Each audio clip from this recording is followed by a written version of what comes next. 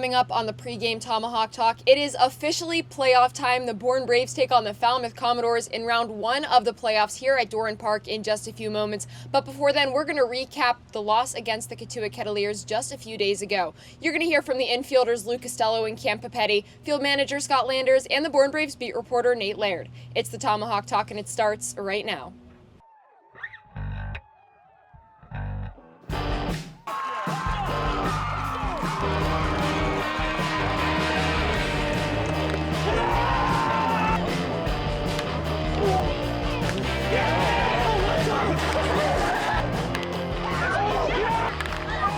Left field, back on it, the left fielder approaches. It drops before the wall. Cooney scores.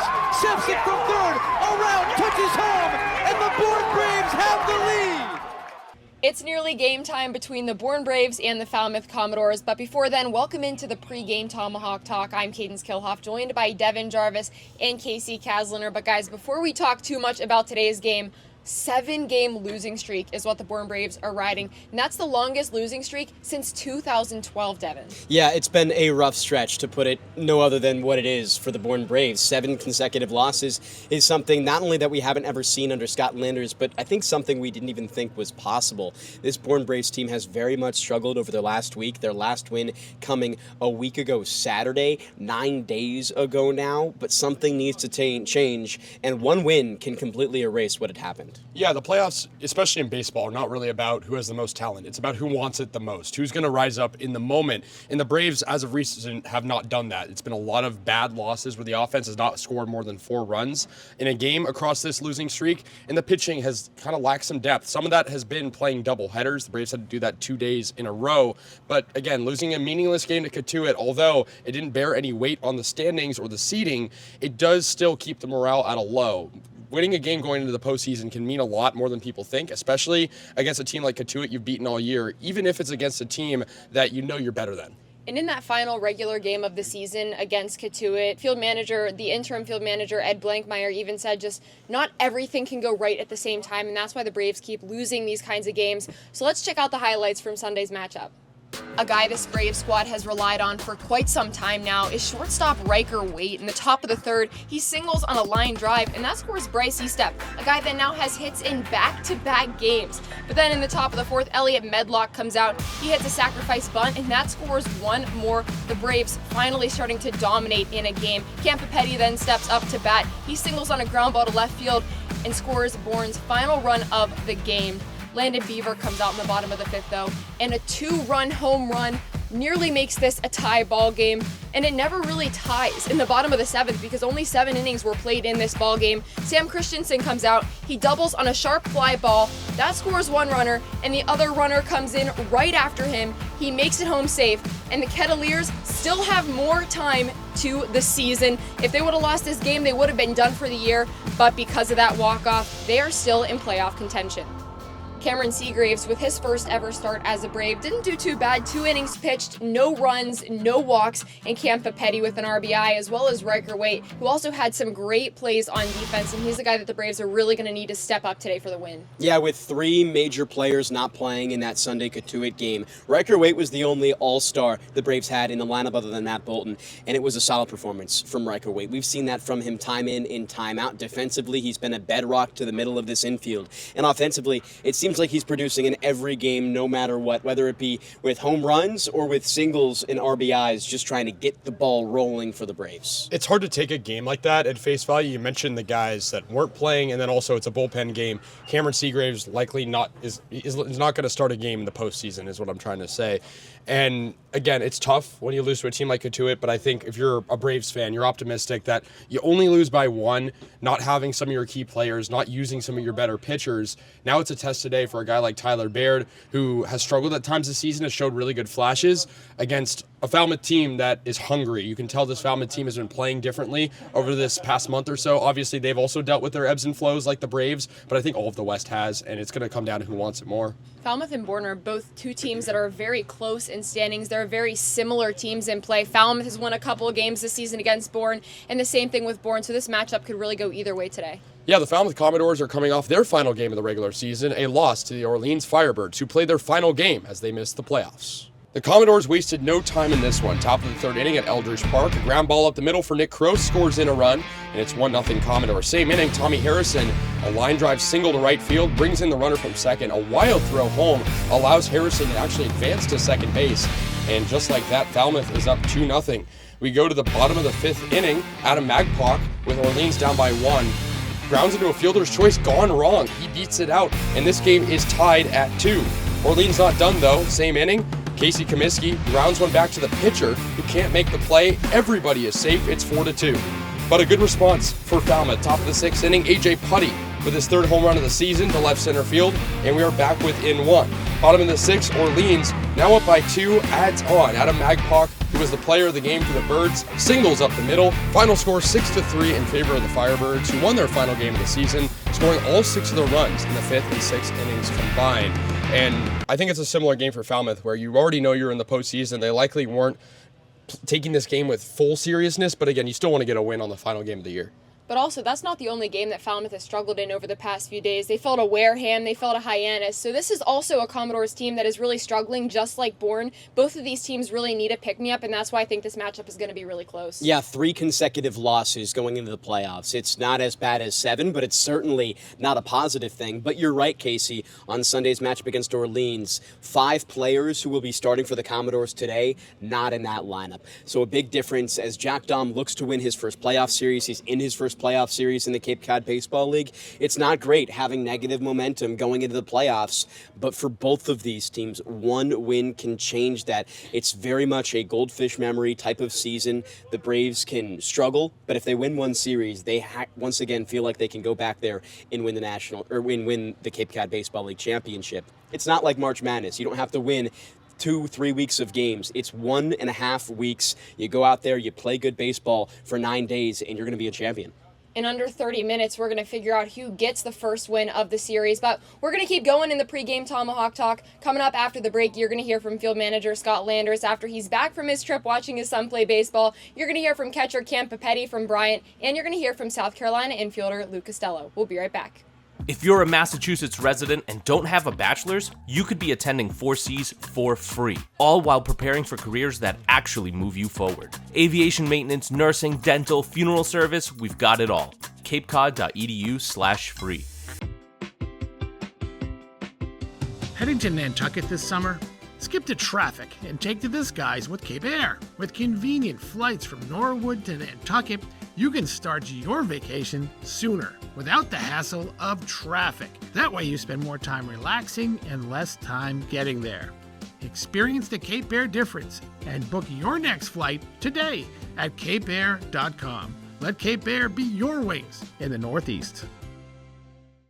Ahead of the first playoff games of the 2026 Cape Cod Baseball League season, Devin Jarvis joined alongside Bourne Braves field manager Scott Landers. Skip, 7 losses going into the playoffs.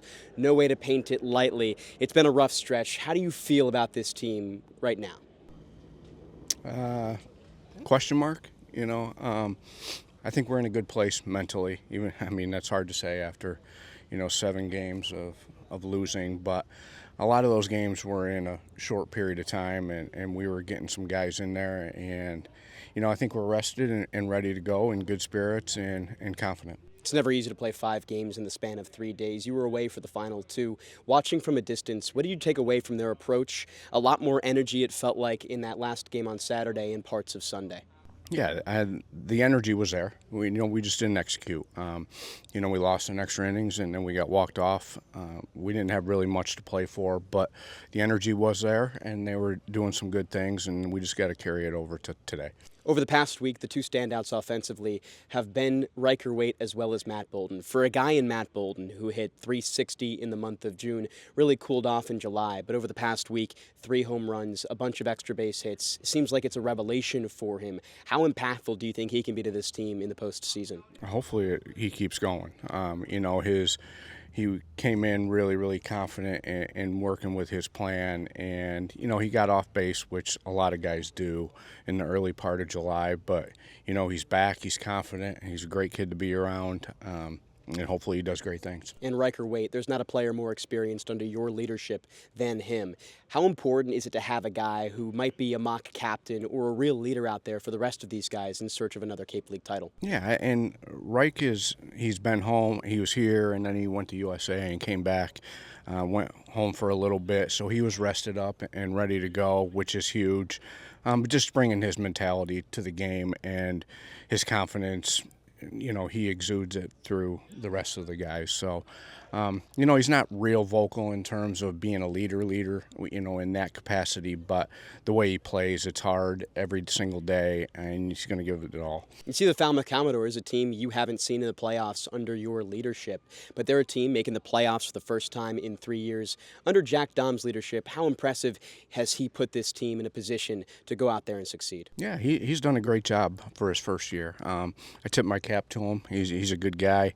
He's a good coach, and it doesn't really matter who you play at this point. You got to play your game and win.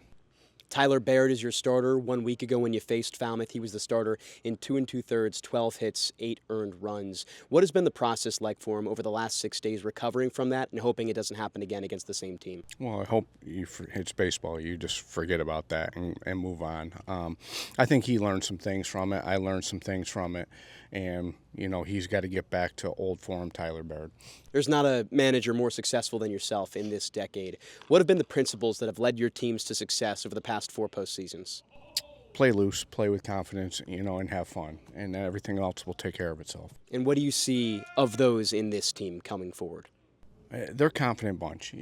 We've had our ups and downs, just like most people do throughout the summer.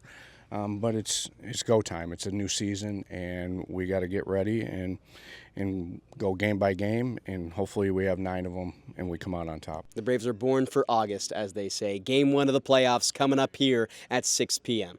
Thank you to Devin and Scott Landers. I'm now joined by the Born Braves beat reporter Nate Laird for our first ever segment in playoff time. Nate, it's time to talk about the guys starting out the postseason for the Braves and the Commodores. Yeah, the same starting pitching lineup that we saw in last week's matchup between the Commodores and the Braves. For Bourne, it'll be Tyler Baird today. For Falmouth, it's going to be Colby Putnam. On Bourne's side, Baird has been solid through 3 starts. He was really roughed up last week, though, against Falmouth. Gave up 12 hits, 8 earned runs over 2 2/3 inning. On the other hand, Putnam had a great game. Gave up 3 earned runs over 5 1/3. That was his worst outing of the season, though. He's been really solid for the Commodores. Has a 1.89 ERA over 5 appearances in 3 starts.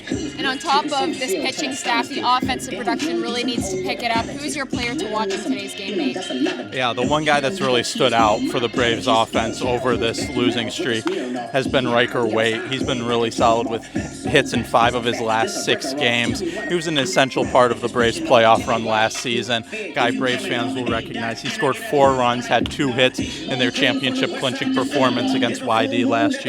So he's a guy that has playoff experience. He's been here for Bourne. Hopefully he'll step up again.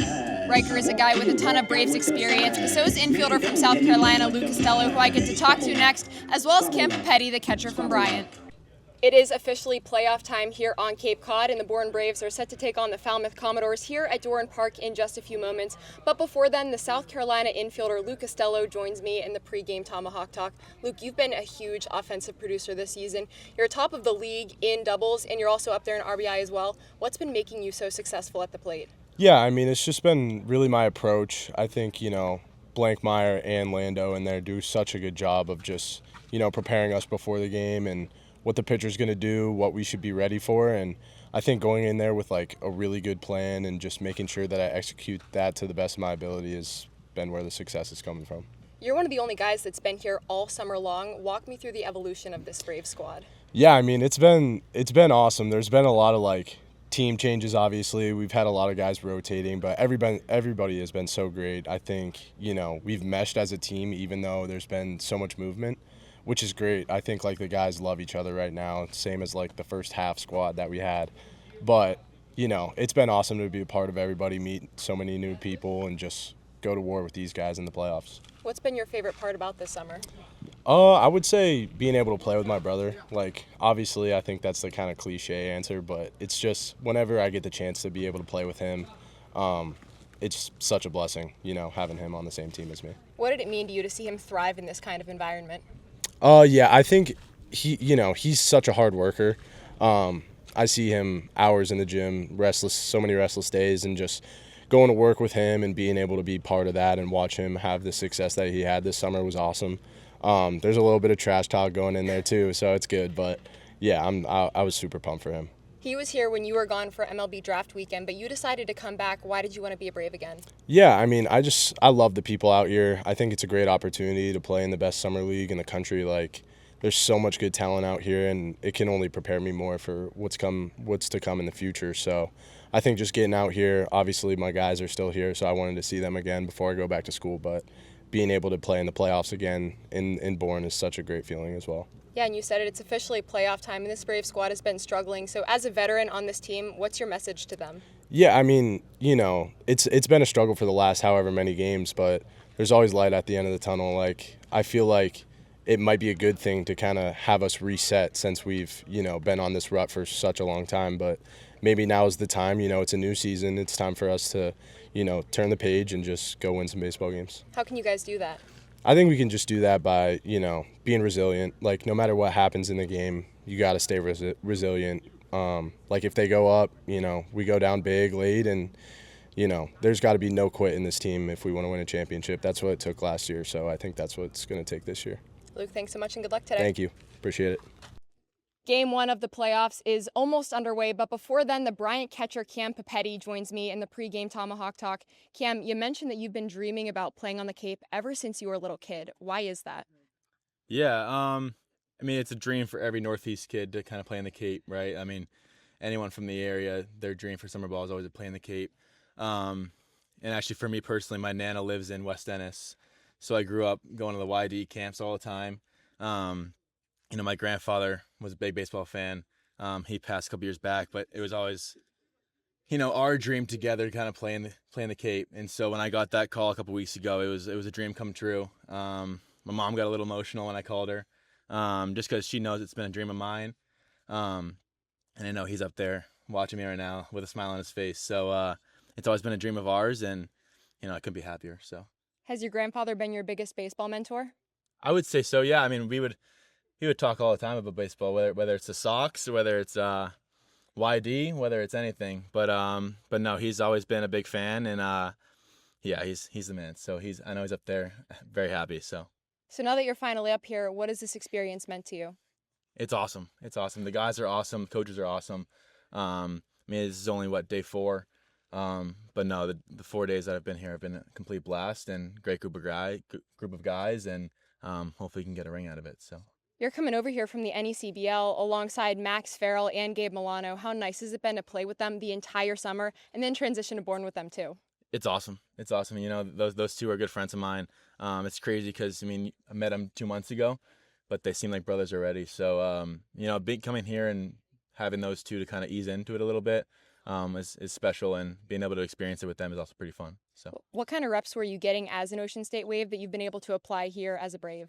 Yeah, just getting at bats. You play a lot of games in that league, and just the at bats and the experience playing against good competition is good, and kind of carries over to here. Because you see a lot of NECBL guys coming down here for a temp contract for the playoffs and everything. So you see somewhat similar guys.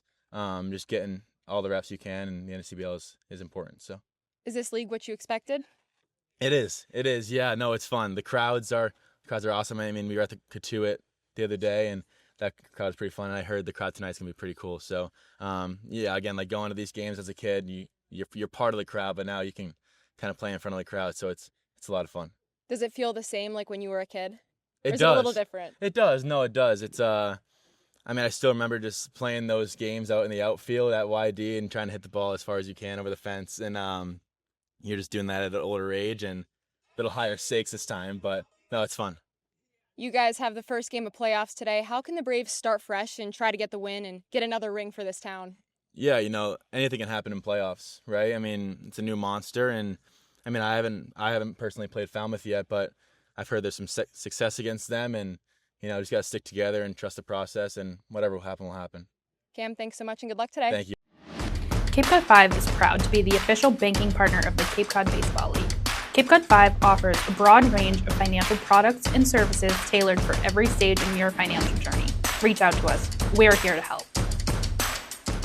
Life can be full of surprises, but Eastern Propane and Oil is always just a call away. With a local team member available 24/7, we're always ready to support you when you need it. With an Eastern Propane and Oil technician on the way, your family's comfort is our priority. Our local team, over 500 strong, ensures your home is comfortable and warm. Eastern Propane and Oil, a local team with 24/7 service and delivery, ensuring comfort when you need it most. Welcome back into the pregame Tomahawk Talk before the Bourne Braves take on the Falmouth Commodores in round 1 of the playoffs. Once again, I'm Cadence Kilhoff, joined by Devin Jarvis and Casey Kasliner. Guys, this is no secret. The coaches will say it, the players will say it. Bourne has struggled with execution for the past week now. What do you think they need to clean up the most to get the win today? I think you always have to see strong performances from relief pitchers in the playoffs. It was kind of what we'd known from the Braves for the entire season until this final week. They had the second best ERA in the Cape Cod Baseball League. They're still up there, not quite second anymore, not quite under 3 as a unit, but that was a really big part of the struggle for the Braves. The relief pitchers coming to the game for repeated times. We had seen no earned runs from that staff. That was not the case over the past week and over the 7 straight losses. You have to find more consistency out of the bullpen. They have a day of rest. You play a lot of games in a short amount of time. It's never going to be an easy hand to play, but it's necessary now. With the playoffs, no more room for error. You got to come out here and you got to see better performances from the bullpen. I'm going to go with the starting pitching because we've seen a lot of times in this losing streak that the Braves have given up 4 or more runs in the first few innings of play. You can look at the Harwich game a few days ago. That happened in that game. You can look at the last loss against Falmouth where they went down 10-0 to start after giving up 8 runs in the first 2 innings combined. The bullpen's important, but it's irrelevant if the starting pitching isn't going to do its job. It's a huge test for Tyler Baird today. He has struggled at times. He's a newcomer to this team if you compare him to the other guys on this roster.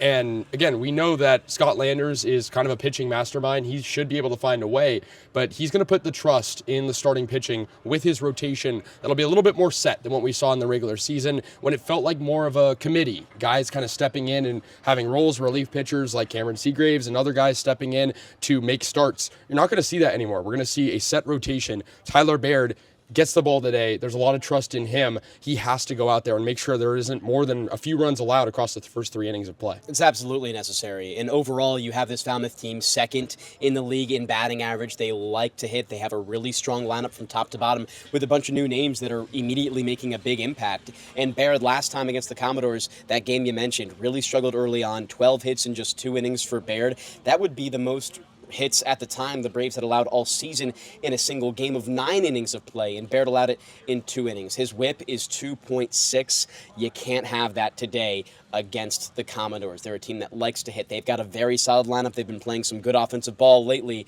so you have to make sure you limit the walks and you limit the hits from this Commodores team that likes to knock on singles and collect runs. But also the hitters really need to pick things up. Time and time again, we've talked about how we need leaders on this team. Andrew Costello, Blake Schaff, both of them left, and we're still waiting on that player. Riker Waite came back. He has stepped into that leadership role, but I think we need to see that a little bit more. But also, what about all these new guys coming in? Cam Papetti, we've got Max Farrell, we've got Gabe Milano, and these are all guys that have really shown some great promise since getting here. Ryan Pikatowski got here about a week ago. He hasn't been doing that great, but he's starting to finally make contact. He's starting to get on base, and this is a guy that we're really going to need to see produce more in playoffs. When I talked to Gabe Milano yesterday, he even told me that when they started out in the NECBL this summer, they were on the worst team in the league. They were excited to come here. They were excited to get some wins. And these are just guys that really want to put their heads down, get to work, and they're not ready to go home yet. They just got here. Yeah, Max Farrell as well as Gabe Milano, both players on the Ocean State Waves in the NECBL. They already have a full summer swinging a wood bat. That's why we've seen them settle in exceptionally well here.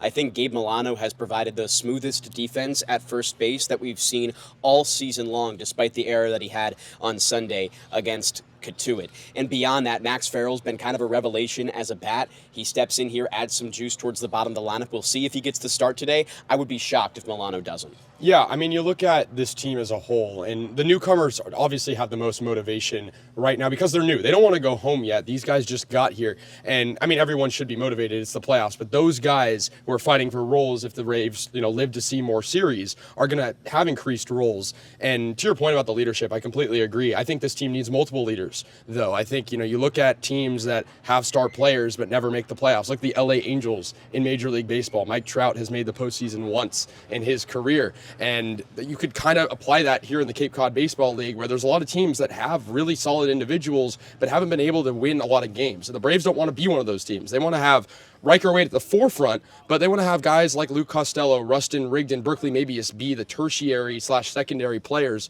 to back him up, because that's what you need to win ball games at this level.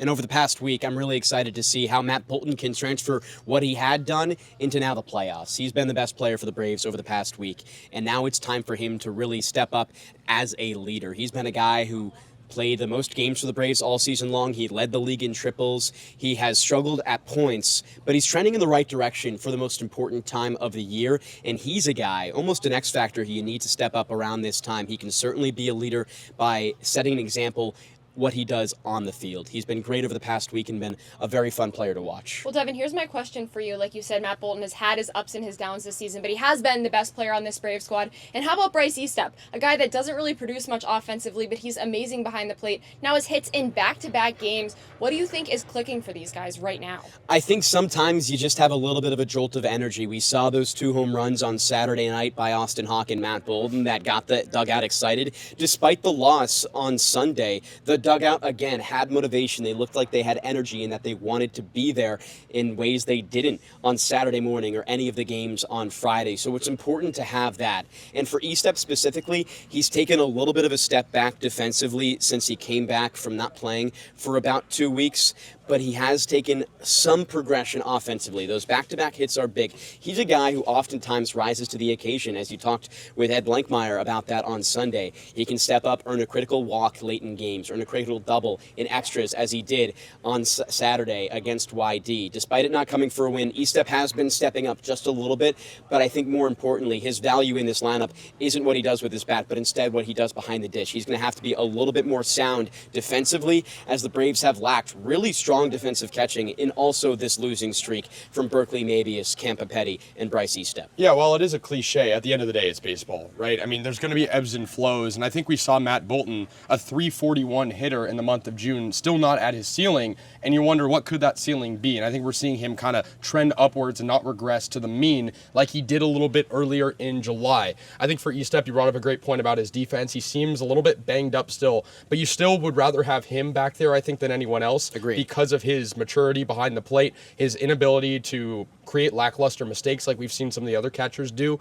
But to your point, you need 1 through 9 hitting. It's the postseason. You can't have an automatic out in the lineup, and I don't think anyone has been recently. I just think the offense has not manufactured. A lot of guys are getting on base, but not necessarily producing when needed most. The Braves have been known this season for a team that has left a lot of guys on base, who has not produced a lot with runners in scoring position. You just cannot do that in the postseason. Every base runner is going to matter from here on out. And just one more thing on Bryce Eastep. He was calling pitches on Saturday and Sunday night. Shouldn't greatly affect your defense, but it does bring your mind focusing on one more thing than you usually do. Yep. Now back to Scott Landers calling pitches, so maybe a little bit of an ease of tension for Eastep when he's focusing on playing defense as a catcher. And who knows, it might have been nice that Scott Landers took a step away from the players and now they're ready to just come in and a spark is lit up under them. I actually spoke to Matt Bolton at the game on Sunday, and I asked him how he's felt his play progress since it's the last game of the season, and he's one of the only guys that's been here the entire year. He said that he's just felt himself grow so much on and off the field, and especially at interviews. Not to toot my own horn, but Matt Bolton has definitely got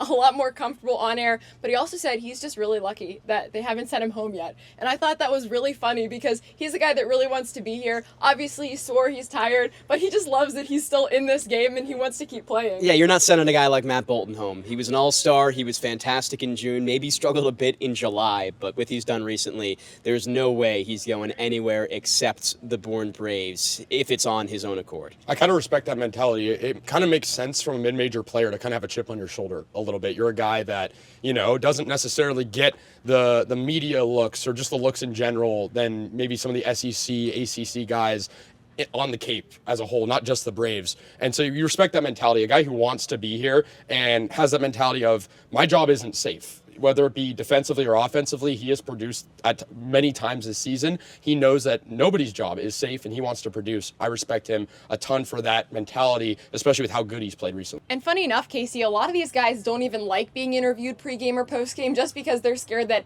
I'm going to send them into a slump. But I will have you know that as soon as I interviewed Andrew Costello for the first time, he did end up going yard. But we are up against game time. The next time you see us, these guys will be on the call and you'll catch me on the sidelines. Reader's Hardwood Supply is a candy store for wood, whether you're a professional or an amateur. Reader's Hardwood Supply carries over 70 species of both domestic and imported lumber from around the world, displayed in over 300 self-serve bins for your selection. So for your next project, make it your masterpiece with stock from Reader's Hardwood Supply. The woods of the world are here at Reader's Hardwood Supply. If you can dream it, if you can cruise in it, if you can summer in it, fish from it, or take it for a day at the beach, we can protect it. The Baldwin Group. Protecting the possible. Try it, then buy it. Rent a new cat for up to 90 days. Then apply 100% of the rental cost to the purchase and save. The Milton Cat Rent to Purchase offer.